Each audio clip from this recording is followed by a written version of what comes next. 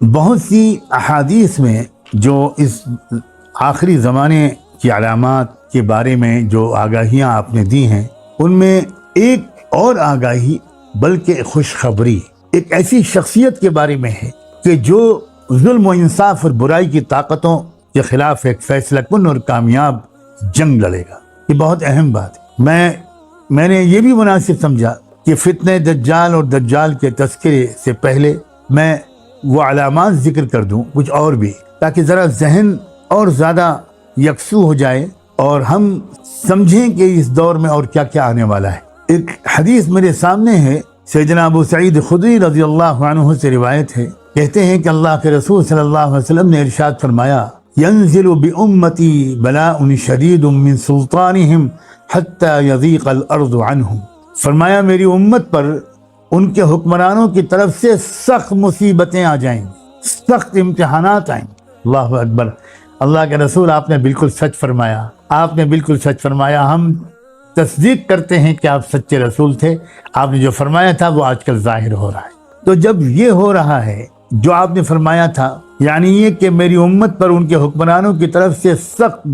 مصیبتیں آئیں گی، یہاں تک کہ اللہ کی وسیع زمین ان کے لیے تنگ ہو جائے۔ اب دیکھیے اس وقت کیا صورتحال ہے۔ اب آگے سنیے، فرمایا اس وقت اللہ تعالیٰ میری نسل میں سے ایک شخص کو کھڑا کرے گا اور اس کی جد و جہد سے ایسا انقلاب برپا ہوگا کہ فَيَمْلَأُ الْأَرْضَ قِسْطًا وَعَدْلًا كَمَا مُلِئَتْ ظُلْمًا وَجَوْرًا، کہ اللہ کی پوری زمین جس طرح پہلے ظلم و ستم سے بھر گئی تھی، اسی طرح اس شخص کی جد و جہد کے نتیجے میں تقدیر الہی سے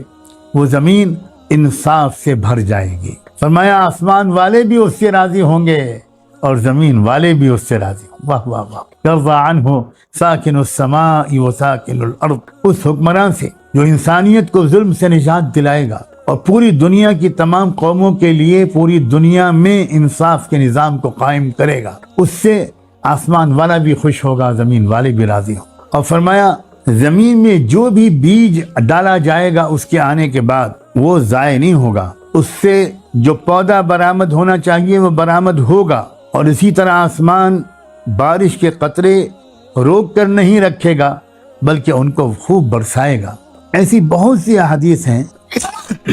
جن احادیث کے مجموعے سے یہ بات سامنے آتی ہے کہ اللہ کے رسول صلی اللہ علیہ وآلہ وسلم یہ بات بھی بتا کر گئے ہیں کہ جب ظلم بہت زیادہ بڑھنے لگے گا تو پھر ایک ایسی شخصیت امت کو اور انسانیت کو عطا ہوگی۔ بہت سی جو احادیث آئی ہیں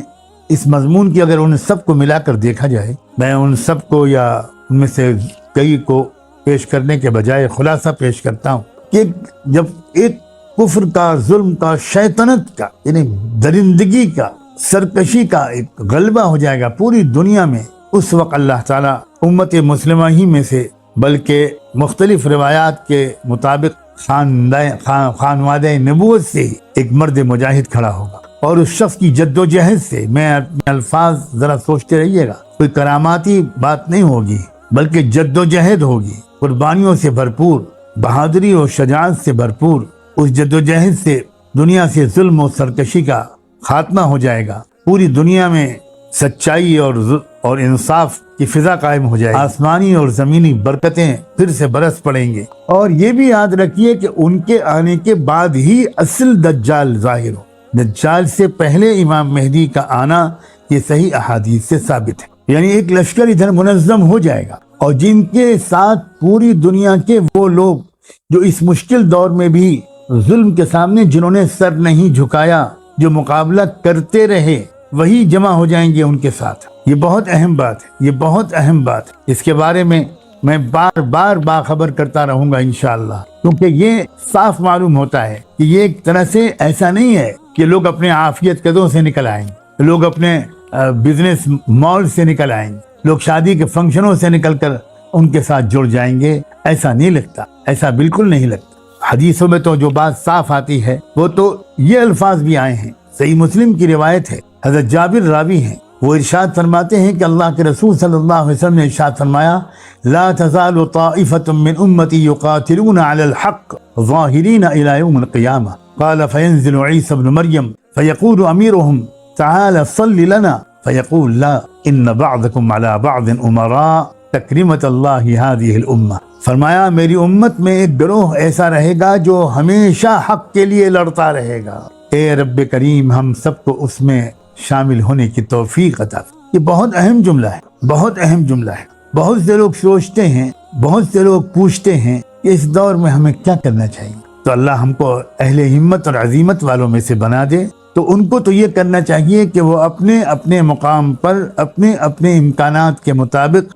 وہ انصاف کے قائم کرنے کی جد و جہد کرتے رہے، تماشائی نہ بنے، بلا کسی عذر کے صرف گوشہ عافیت تلاش نہ کریں، ہمت سے کام لیں، ہمت سے کام لیں۔ یہ دور ہمتوں کے بڑھانے کا دور ہے۔ اس دور میں کمزور ایمان کی وجہ سے، شکست خوردگی کے نفسیات کی وجہ سے اور قرآن و سنت سے براہ راست رہنمائی لینے کے بجائے اپنی عقل سے، دانشوری سے رہنمائی لینے کی وجہ سے اس طرح کے مشورے ہمارے بہت سے دانشور حضرات قوم کو یہ دینے لگے ہیں کہ بھائی یہ جو وقت ہے یہ ریٹریٹ کا وقت ہے۔ ریٹریٹ کا لفظ بول رہے ہیں، یہ ریٹریٹ کا وقت، یہ بس پیچھے ہٹ جانے کا وقت ہے۔ کسی کے لیے عذر شرعی ہو تو بات اس کے لیے کی الگ ہے، اس کو عام رہنمائی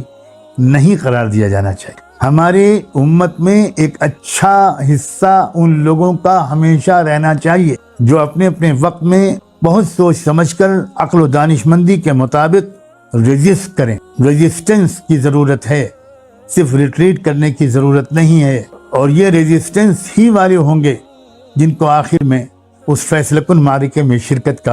کی سعادت ملے گی۔ اور اتنا بابرکت گروہ ہوگا وہ، آپ سوچئے ذرا کتنا خوش نصیب گروہ ہوگا کہ اس کی امامت کے لیے اس کا امام یعنی امام مہدی مصلی پر کھڑے ہو جائیں گے، اور ٹھیک اسی وقت حضرت عیسیٰ علیہ السلام آسمانوں سے اتر کر تشریف لائیں گے۔ تو حضرت عیسیٰ علیہ السلام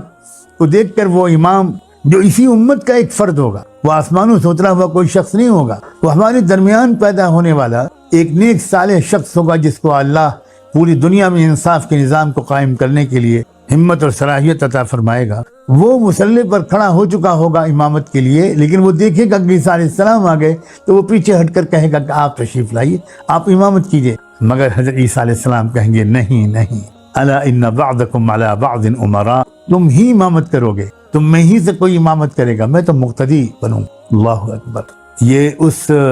ہمت والے بہادر گروہ کا میں تذکرہ کر رہا تھا جو یقیناً اکٹھا ہوگا اس ظلم سے فیصلہ کن مقابلہ کرنے کے لیے اپنے امام کے پیچھے، اور اسی کی مدد کے لیے آئیں گے حضرت عیسیٰ علیہ السلام، اور پھر ان کے ذریعے سے اس دجال کا خاتمہ ہوگا۔ اس سلسلے کی کچھ احادیث حضرت عیسیٰ علیہ السلام کی آمد اور ان کے بارے میں کچھ باتیں مجھے عرض کرنی ہیں، وہ انشاءاللہ کل عرض کروں گا۔ آج اسی پر اکتفا کرتا ہوں، اس دعا کے ساتھ کہ اللہ تبارک و تعالی ہم سب کو اس دور کی پہچان بھی عطا فرمائے، اور اس دور میں جس سیرت و کردار والے ایمان والوں کی ضرورت ہے، جس سیرت و کردار والی ایمان والیوں کی ضرورت ہے، اللہ ہم سب کو وہی سیرت و کردار عطا فرما دے۔ وآخر دعوانا ان الحمد للہ رب العالمین۔